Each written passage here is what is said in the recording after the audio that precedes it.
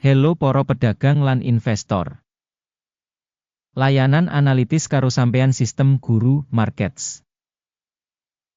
Kita miwiti karo informasi umum babagan perusahaan. Ayo kang katon ing saben indikator ing liyane rinci setitik luwih. Yen sampean pengin, sampean bisa ngaso video. Kita ngajak sampean nimbang saben indikator saka perusahaan kasebut kanthi teliti. Saiki ayo ndeleng kinerja perusahaan saiki BIT Digital, Inc ticker, BIT. Review adhedhasar data tanggal 20 April 2025.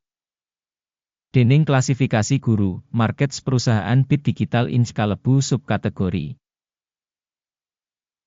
Cripto, 36 organisasi njupuk bagian ing comparison, kang banget wakil.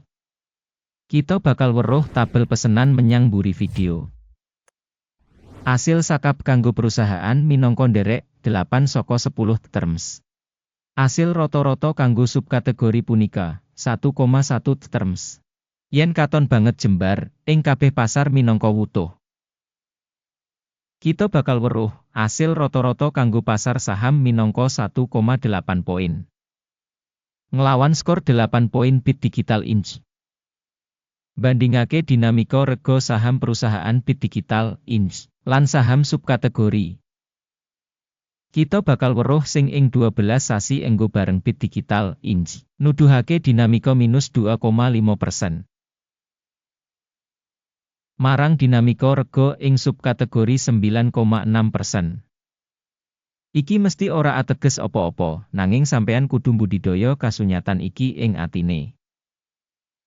Kapitalisasi pasar perusahaan BIT Digital Inc. Regane $0,32 sen miliar. Kanti kapitalisasi pasar subkategori $66 miliar. BIT Digital Inc. duwe bagian 0,488% lan minangka salah sawijining perusahaan cilik ing subkategori kasebut.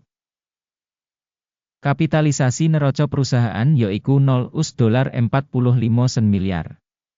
Kapitalisasi neraca subkategori yaiku $26 miliar. BIT Digital Inc. iku 1.729%. Kanthi bandingake saham sing dikuasani bursa saham lan kapitalisasi neraca, kita bisa ndeleng ing ngisor iki.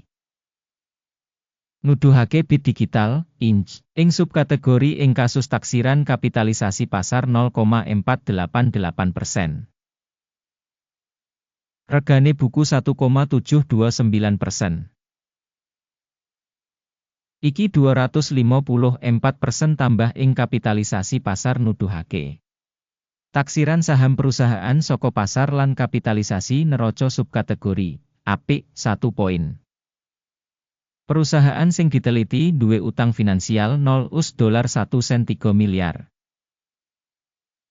Utang kanggo kapitalisasi buku 2,9% saka ibu kutha. Asil ing tingkat saka kewajiban finansial perusahaan, apik banget 2 terms. Nilai pasar saham perusahaan kanggo rasio laba yaiku 11,5. Rata-rata ing subkategori yaiku 57, yaiku 80% luwih murah tinimbang ing subkategori. Taksiran rega pasar perusahaan kanggo indikator media WI ing comparison karo organisasi saka subkategori, apik banget 2 terms. Media WI kanggo pungkasan 12 sasi ana $28 mayuta-yuta. Pangentukan mangsa kanggo teka 12 sasi sing tentatively samestine $45 mayuta-yuta. Lan iki 58,6% luwih saka saiki. Taksiran pratandha media WI samestine ing comparison karo ing subkategori, apik 0,5 terms. Imbangan saka nilai perusahaan kanggo revenue cocok karo 3. Rata-rata kanggo subkategori 4 iku 25% luwih murah tinimbang rata-rata kanggo subkategori.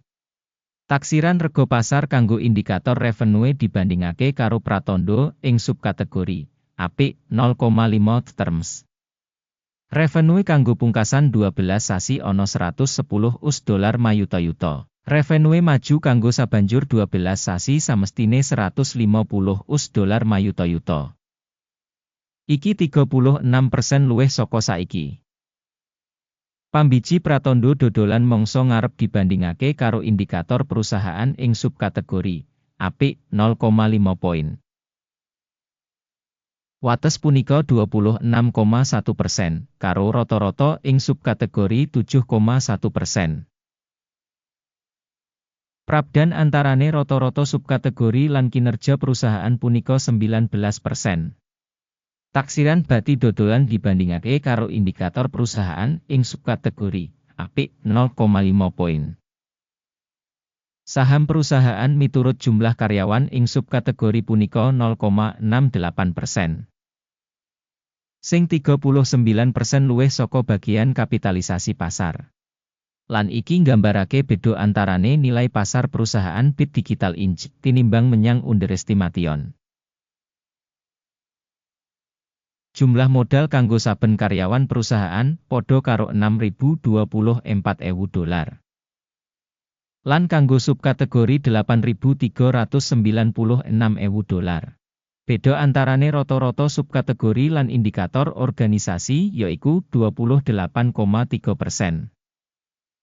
Taksiran ibu kutha perusahaan saben pegawai dibandingake karo pratandha ing subkategori apik 0,5 terms.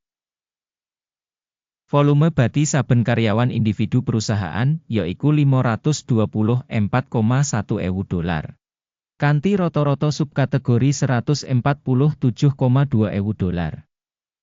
Lan beda antarane rata-rata subkategori lan kinerja perusahaan yaiku 256%. Taksiran bati saben karyawan dibandingake karo indikator ing subkategori apik 0,5 poin. Revenue saben karyawan individu saka perusahaan punika $2.000. Ing subkategori $2.078.000. Prabdan antarane rata-rata subkategori lan kinerja perusahaan 4%. Taksiran revenue kanggo saben karyawan perusahaan dibandingake karo pratandha ing subkategori tolerable 0 terms. Volume transaksi singkat cocok kanggo 19,8%. Karo rata-rata kanggo subkategori 9,7%. Iki minangka indikator saka risiko remote cendak. Indikator teknis resi 14 nuduhake tingkat 36% kanggo perusahaan Bit Digital Inc. Dene ing subkategori tataran resi 14 45%. Rata-rata securities saka subkategori sing rega luwih saka perusahaan Bit Digital Inc. Rega saham nyata saka perusahaan iku kira-kira $1.79. Target rega konsensus kanggo saham perusahaan kira-kira $6.93. Prabdan antarane rega saiki lan ramalan konsensus kira-kira 288%. Ayo pindah menyang meja pesenan, kasedya kanggo kabeh wong. Link kasebut ana ing komentar sing disemat. Tabel pesenan ngemot pancen kabeh pancasan publikly digawe ing mangsa diwenehi dening informasi lan sistem evaluasi referensi guru markets. Akses menyang meja pesenan pancen free lan buka link ing komentar pinnet. Adhedhasar analisis perusahaan Bit Digital Inc. Sistem rating referensi guru markets kaputusan wis digawe. Buka perdagangan kanggo nambah ing rega $1.78 saben saham. Kesepakatan iki dibuka amarga kasunyatan sing perusahaan wis cukup dhuwur. Organisasi ditaksir nggunakake metodologi penilaian indeks AKIM. Jupuk MediaWiki disetel ing 2,33. Mandeg mundut disetel ing 1,23. Yen pesenan ora ditutup kanthi njupuk bati utawa mandeg mundut. Ing kasus iki, pesenan ditutup kanthi otomatis adhedhasar asil sesi ijol-ijolan tanggal 20 Mei 2025. Utawa ing dina dagang pungkasan sadurunge tanggal iki. Ticker Wolf bakal dadi perdagangan imbangan kanggo didol. Video ing transaksi wawas bakal utawa wis diterbitake ing saluran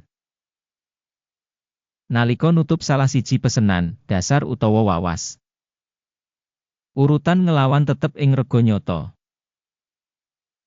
Matur nuwun kanthi sanget kanggo nonton video iki lan gunakake sistem informasi Guru Markets.